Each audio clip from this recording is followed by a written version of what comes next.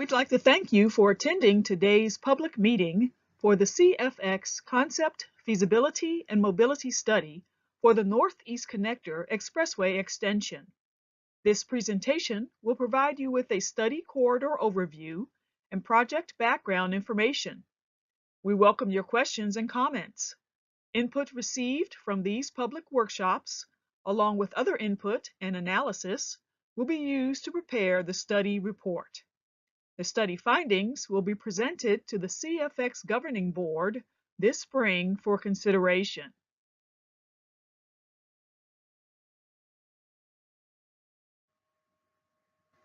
This public meeting is being conducted without regard to race, color, national origin, age, sex, religion, disability, or family status.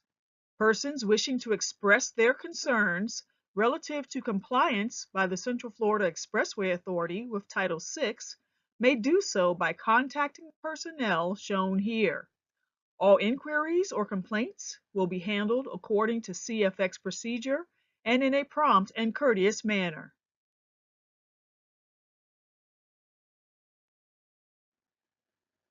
Here we have summarized some of the background and history related to the need for this Northeast Connector Expressway Extension study.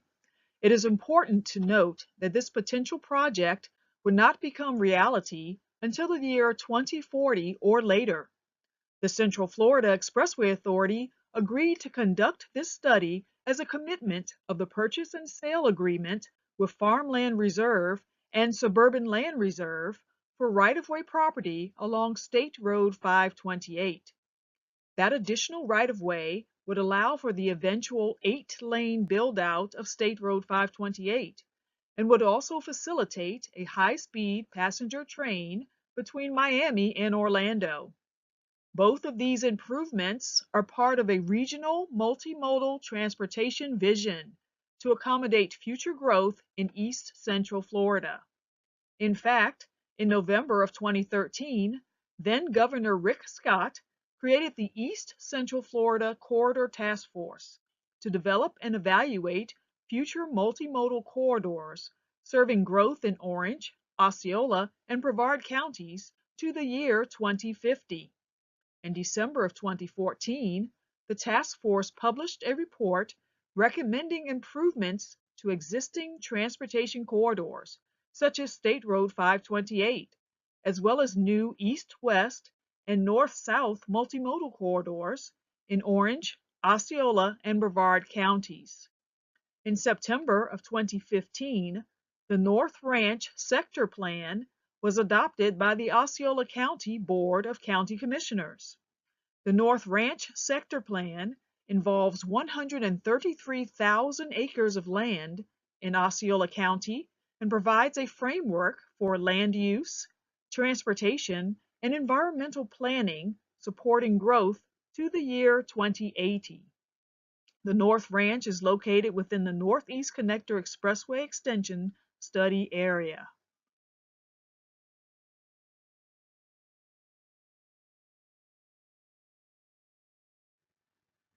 Let's take a closer look at the study area.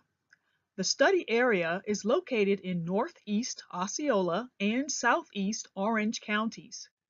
It is bound by US 192 to the south and extends north to the vicinity of State Road 50 and State Road 520. The study area is also generally bound by the Aconlahatchee River to the west and Deer Park Road to the east.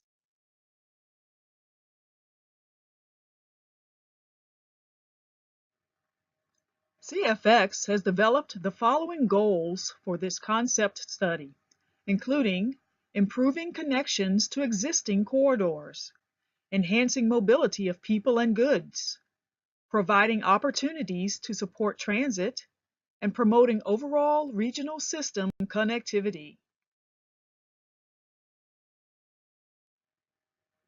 This concept, feasibility, and mobility study will serve as the foundation for future studies for a multimodal corridor, including a limited access roadway. The methodology used for this study is similar to recently completed concept studies conducted by CFX.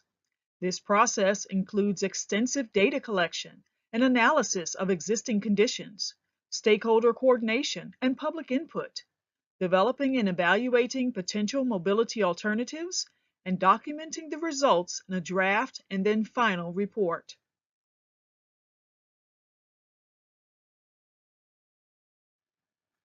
Public input and stakeholder coordination is an integral part of this study. During the development of the initial corridor alternatives, CFX has obtained feedback from the project stakeholders shown here. This project will not be implemented until sometime after the year 2040, but this study will form the foundation for future studies. Your input is important to include in the study findings and final report.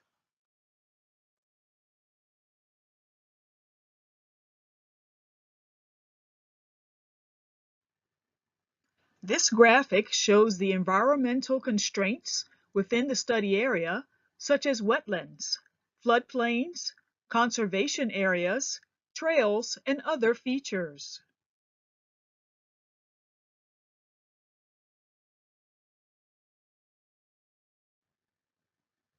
This graphic shows the social constraints within the study area, such as existing communities, planned developments, places of worship, health centers, and other features. Both the environmental and social constraints were considered in the development of preliminary corridors for evaluation.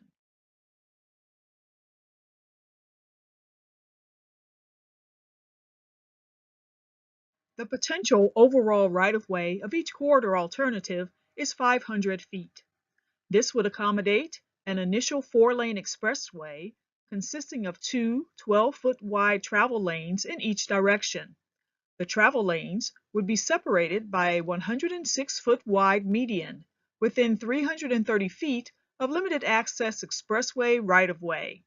Special use or multimodal corridors are shown outside the limits of the proposed expressway.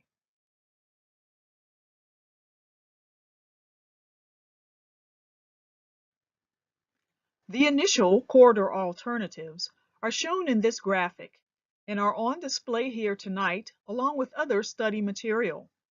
The primary orientation of this project is from north to south between US 192 and the vicinity of State Road 50 and State Road 520.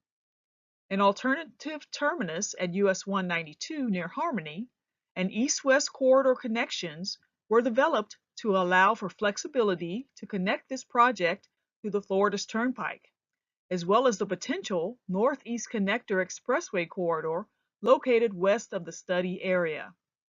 Alternative corridor alignments were developed and evaluated in Orange County, along with two options for the northern terminus.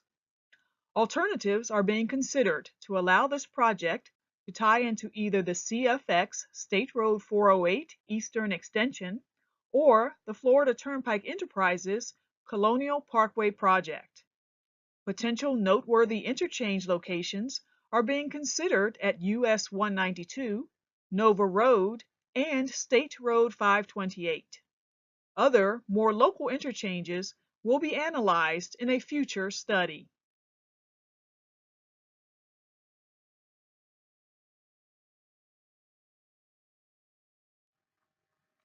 Individual corridor segments were identified as shown on this exhibit. The corridor segments were developed by using a GIS-based map that identified areas that should be avoided to the extent possible, such as wetlands, residential development, and parks and recreational areas. These segments also allow for the flexibility to mix and match segments to form differing corridors for evaluation.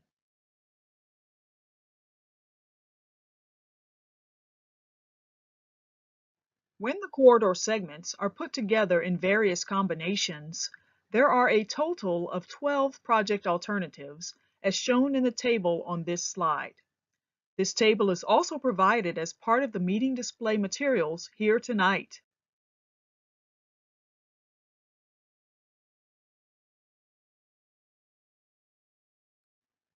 The 12 corridor alternatives were evaluated based on design characteristics, as well as potential impacts to the physical, cultural, natural, and social environment. The results of the evaluation are summarized in an alternatives evaluation matrix shown here, and that is available on display for detailed review this evening.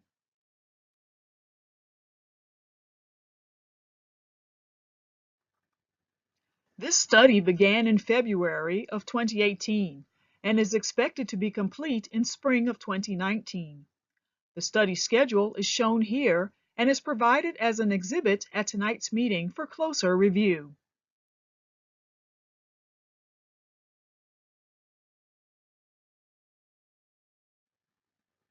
We hope you have found this information helpful.